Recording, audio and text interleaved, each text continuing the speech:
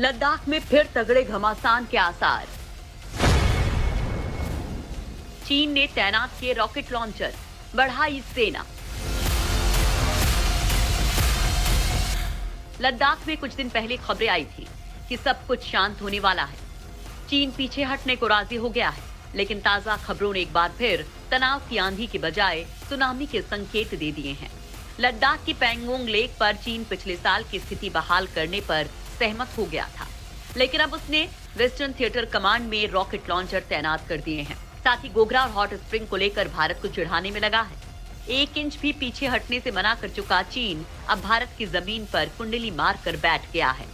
भारत की सेना अब इन इलाकों में पेट्रोलिंग के लिए भी नहीं जा पा रही है, तो वहीं गलवान घाटी में चीन ने न केवल अपने सैनिकों की तादाद बढ़ाई है, बल्कि जमीन से हवा में मार करने वाली मिसाइलें, एंटी एयरक्राफ्ट गनों की जबरदस्त तैनाती की है। चीन की सेना की बड़ी तादाद अक्साई चिन में खुरनाक फोर्ट पर इकट्ठा की गई है। रॉकेट फोर्स की बड़ी तादाद भी एलएसी के पास लाई गई है। 1962 वाले एजेंडे पर आगे बढ़ा चीन। साल 1962 में चीन इसी तरह एक बार समझौता करके पीछे हट गया था, लेकिन वो फिर पूरी तैयारी के साथ वापस लौट आया।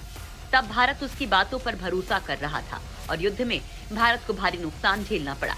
फिलहाल बॉर्डर पर वैसे ही हालात बनते जा रहे हैं। भारतीय सीमा से लगे 17,000 फुट ऊंचे क्षेत्र में चीन की ओर से हथियारों की तैनाती ने सुरक्षा चिंताओं को बढ़ाने का काम किया है। चीनी सेना के आधिकारिक अखबार पीएलए डेली की रिपोर्ट में बताया गया है कि बर्फीले और ऊंचे पहाड़ों के बीच ये जगह स्थित है। नए रॉकेट लॉन्चर्स चीन के सघन अभियान का हिस्सा हैं। इन्हें चीनी सेना में 2019 में शामिल किया गया था। हांगकांग स्थित साउथ चाइना मॉर्निंग पोस्ट ने अपनी एक रिपोर्ट में कहा, पीएलए डेली ने इन हथियारों की फायरिंग रेंज के बारे में नहीं बताया है, लेकिन ये जरूर बताया है कि ये सिस्टम लॉन्ग रेंज रॉकेट का है, जो लंबी दूरी तक मार कर सकते हैं। पीएलए की आर्टिलरी कॉर्प्स में इंस्ट्रक्टर रहे सोंग झोंगपिंग ने कहा कि लॉन्ग रेंज मिसाइल के जरिए ही भारत को टारगेट किया जा सकता है। भारत ने भी अपनी सीमा में सैनिकों की तैनाती में इजाफा किया है। इस बात से संकेत मिलता है कि सर्दियां कम होते ही चीन ने इलाके में अपनी सेना और हथियारों की तैनाती में इजाफा कर दिया है। HQ-9 और HQ-16 मिसाइलें तैनात। गलवान घाटी में चीन ने लंबी दूरी तक जमीन से हवा में मार करने वाली HQ-9 और HQ-16 मिसाइलों को तैनात किया है। HQ-9 मिसाइल की रेंज 200 किलोमीटर तक है और इसका radar fighter aircraft, helicopter, smart बमों या ड्रोन को बड़ी आसानी से पकड़ सकता है। HQ-16 मध्यम दूरी तक जमीन से हवा में मार करने वाली मिसाइल है, जिसकी रेंज 40 किलोमीटर तक है। चीन अपनी रॉकेट फोर्स पर सबसे ज्यादा भरोसा कर रहा है। चीन ने अपने भारी तोपखाने को भी एलएसी के पास ऐसी जगहों पर तैनात कर दिया है, जहां से गलवान घाटी और पैंगोंग झील के किनारों पर भारतीय सेना के ठिकानों पर भारी गोलाबारी की जा सके। इस समय चीन और भारतीय सेना की एलएसी पर तैनाती का अनुपात 1 के मुकाबले 6 है। चीनी सेना ने गलवान घाटी, डेपसांग प्लेन, पेंगांग, डेमचौक सहित दक्षिण लद्दाख के चुमुर के सामने भी सेना की तैनाती बढ़ाई है। गोगरा, हॉट स्प्रिंग्स और देपसांग फंसा है पेच। भारत ने फरवरी में पैंगोंग झील से चीनी सेना को पीछे हटने पर मजबूर कर दिया था। इसके अलावा गोगरा, हॉट स्प्रिंग और देपसांग प्लेन से भी चीनी सेना को पीछे हटाने को लेकर बातचीत चल रही है, लेकिन पीएलए ने अब तक इस पर कोई संकेत नहीं दिया है।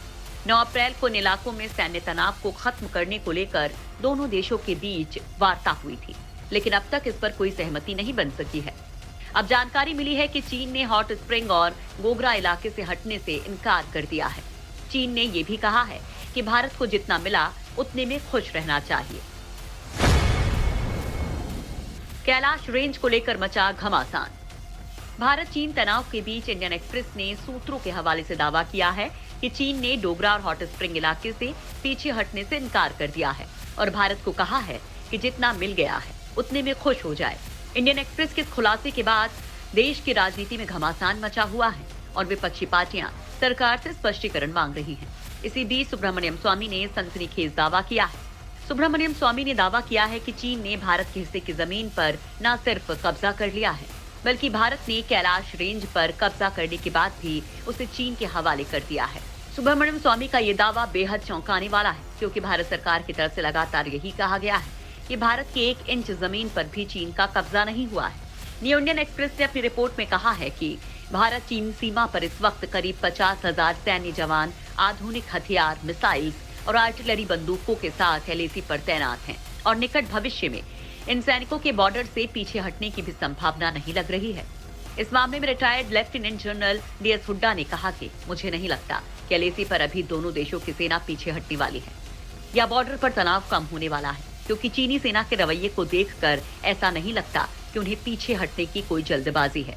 पिछले साल 27 जून 2020 को भारतीय सेना ने कैलाश रेंज पर अपना कब्जा कर लिया था।